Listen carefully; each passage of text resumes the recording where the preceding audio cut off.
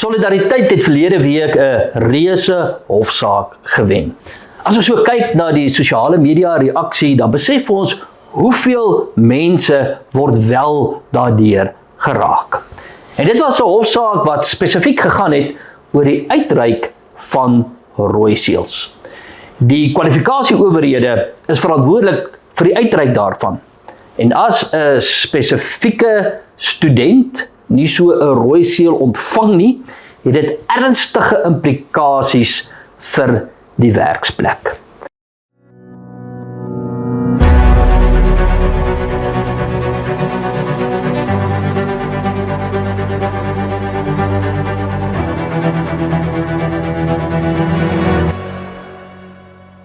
Van hierdie studente wag al 3 tot 4 jaar vir hulle rooi seëls. Die langste geval 8 jaar. Dit beteken dus hier sit hulle in onsekerheid. Hulle het 'n uitstekende kwalifikasie by Soltech. Hulle is deur die vaktoetssentrum by Ayani. Alles is in plek. Die kolletjies is op die I, die streepies is deur die T. Alles is in plek. En dan sit hulle en wag. En Solidariteit se ambagsnetwerk het hof toe gegaan en ons het daardie saak gewen. Dis 'n reuse oorwinning. Ek dink die hele bedryf is bly daaroor. En een van die persone direk daarbey betrokke is Stef Pretorius. Stef is ook die beroepsnetwerk koördineerder vir ambagte hier by Solidariteit. Stef, gee ons net so 'n bietjie 'n agtergrond van hierdie saak.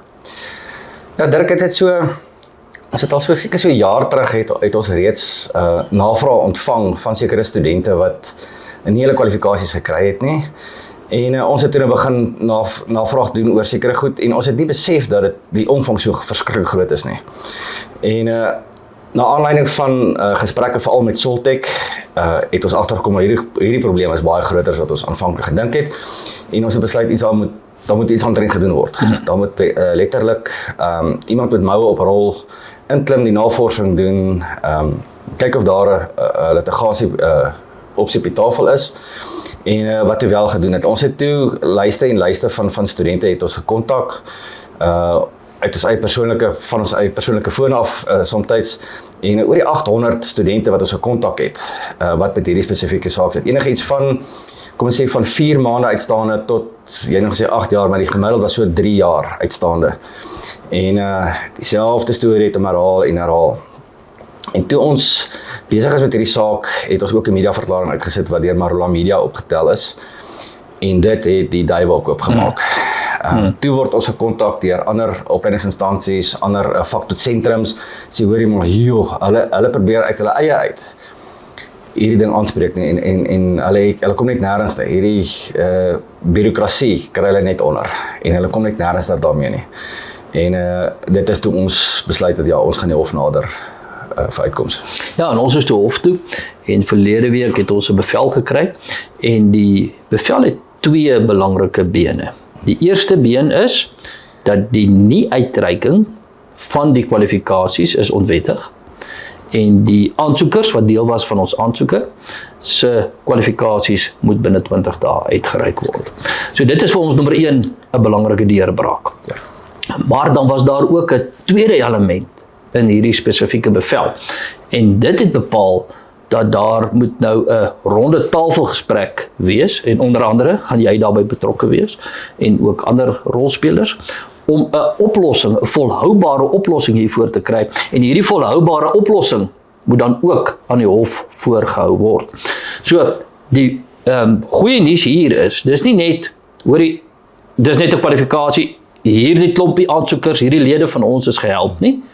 Natuurlik is ons baie bly vir hulle gaan binne 20 dae hulle sertifikaat in die sak kry, maar dit is ook 'n groot deurbraak dat ons kan nou stoei en druk vir 'n volhoubare oplossing. Ja, Dirk, ons begin het met ons regspan konfereer, was dit baie duidelik op die tafel. Ons het 'n korttermynbehoefte, maar ook 'n langtermynbehoefte. Die korttermynbehoefte, soos jy gesê het, is daai lys van applikante wat ons oor die korttermyn binne 20 dae moet help.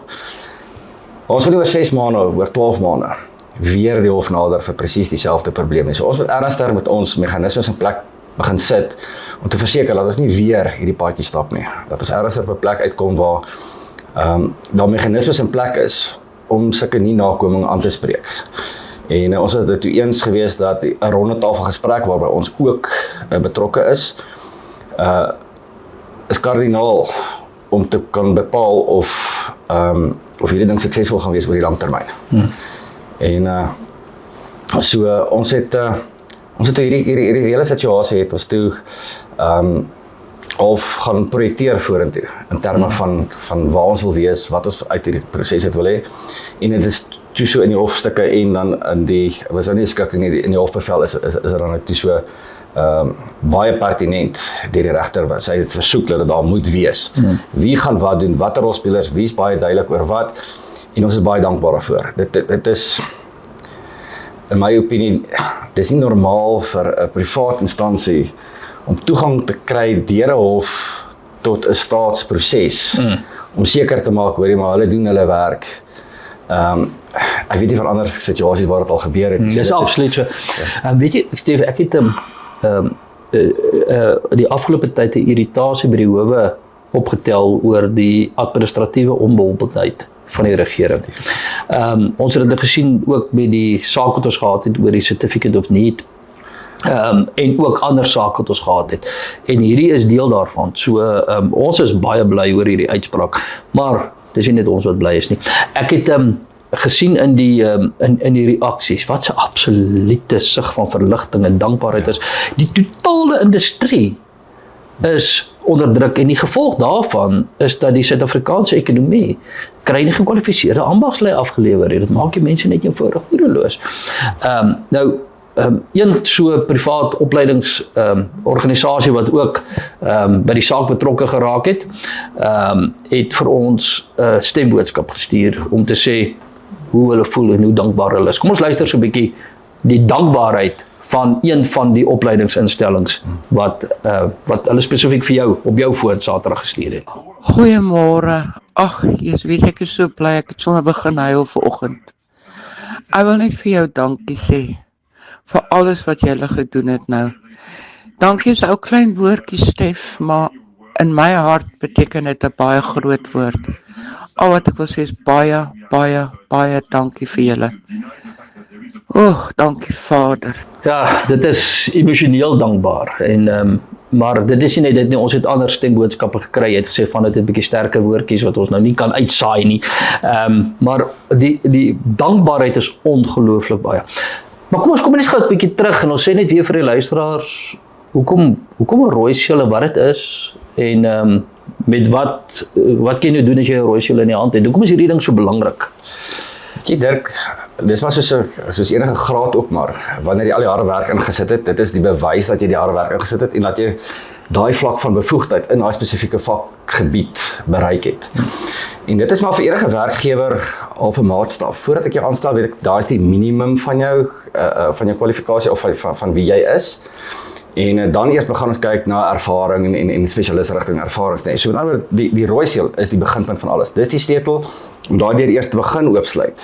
En so sonder 'n rooiseël kwalifikasie, veral jong mense, hy betree nou nog hierdie wêreld van ambagte. En om net daai geleentheid te kry om ergens te kan begin, hierdie nuwe loopbaan in te gaan, het jy fisies daai rooiseël nodig. En ons het gevoel dat hierdie ouetjie het alles gedoen, hy het die treinkaartjie fisies gekoop, hy het betaal, hy het hard gewerk vir dit alles. En nou sê die stasiemeester, nee, maar ek het nie meer drukkers in my drukker nie, so ek kan nie vir die kaartjie gee om op hierdie loopbaantrein van jou te begin nie, so jammer. Ja, werkgewers sê ons het dit nodig. Ja. En baie van hulle sê ook ek soek 'n rooiseël. Beroepsveiligheid en gesondheidskwessies is hier te sprake. Anders kan ek jou nie aanstel nie. Nou wat gebeur is, van hierdie studente het hulle prakties gaan doen by werkgewers. Sê die werkgewer, ek hou van jou. Nou word die kwalifikasie afgehandel. Nou werk jy daar. Jy kry ek soveel uiteraard, want jy is nou net daar geplaas as deel van jou opleiding. Nou sit jy daar. Nou sê hulle, ek wil jou graag aanstel.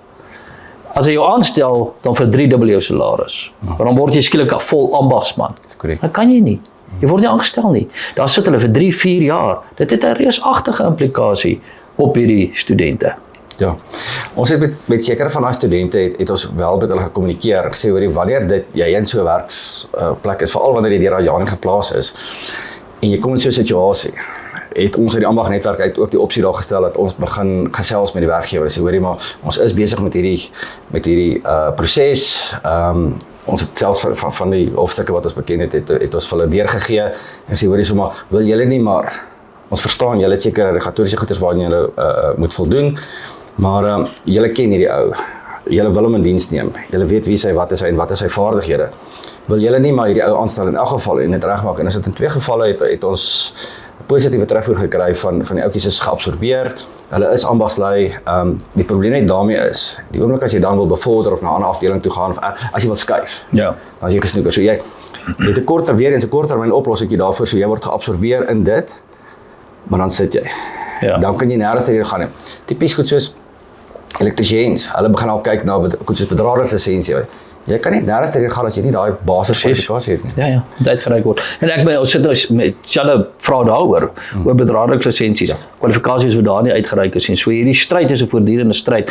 Wat ons daarom met dankbaarheid kan sê is dat danksy Soltech se geloofwaardigheid in die mark, is dit so dat baie werkgewers sê, hoorie, ek soek 'n Soltech gekwalifiseerde ambagsman. Ons het eendag so advertensie gesien. Ek soek 'n Soltech gekwalifiseerde ambagsman. So Soltech se die feit dat jy by Soltech gestudeer het, is eintlik dan jou kaartjie, maar dit is net eenvoudig nie voldoende en goed genoeg. Ons het die rooi seël nodig. Presies dit, ja. Goed, die pad vorentoe. Wat gebeur nou? Die hof het nou die uitspraak is daar. Wat is die volgende pad? Wel, die hof het nou die verantwoordelikheid op ons geplaas en wat ons regtig ons waardeer dit, dat die hof ons die autoriteit gegee het om die leiding te neem in hierdie prosesse. En wat ons dan nou gaan doen is, ons gaan 'n ronde tafelgesprek. Basies wat die ronde tafelgesprek behels, is dat ons moet vir die hof 'n plan op die tafel sit wat hierdie probleem oor 'n langer termyn gaan uitsorteer. En gelukkig ons is nie die enigste rolspelers wat dit aanbetref. Ons gaan van ons kant af, van wat jy nou genoem het, van die ander ouens wat so dankbaar is, wat dieselfde probleme sit. Ons gaan met hulle ook intrek in hierdie proses en sê hoorie, maar ons is almal in hierdie ding en ons gaan almal 'n proses daar gaan skep wat volhoubaar is. Ons weet dat staatsinstansies is nou nie bekend vir hulle produktiwiteit nie. So ons gaan nie graag al hierdie doelwitte en hierdie planne goeders vir hulle wil los om uit te werk nie. Ons het al reeds 'n plan. Ons het 'n bietjie vroeër het ons daaroor gesels, hoe ons hierdie goeders gaan benader en ons is seker dat ons binne die tydraamwerk van die hof gaan ons 'n plan daar kan stel wat volhoubaar kan wees. Dit gaan miskien nie op 'n baie kort termyn soveel vrugte afwerk nie, maar dit is die kort termyn het ons nou mos oor gesels oor die lys wat hulle gaan uitreik. Maar om daai proses net so te gaan verander, dat ons nie weer na die hof toe kan gaan nie, hoef te gaan nie, dat ons daardie uitgesorteer het.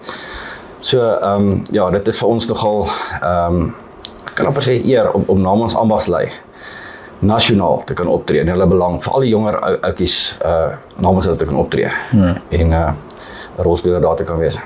Ja, Stef, ons geskiedenis is 'n geskiedenis van ambagslei. Dis waaruit die solidariteit gebore is, die ou mynwerkersunie.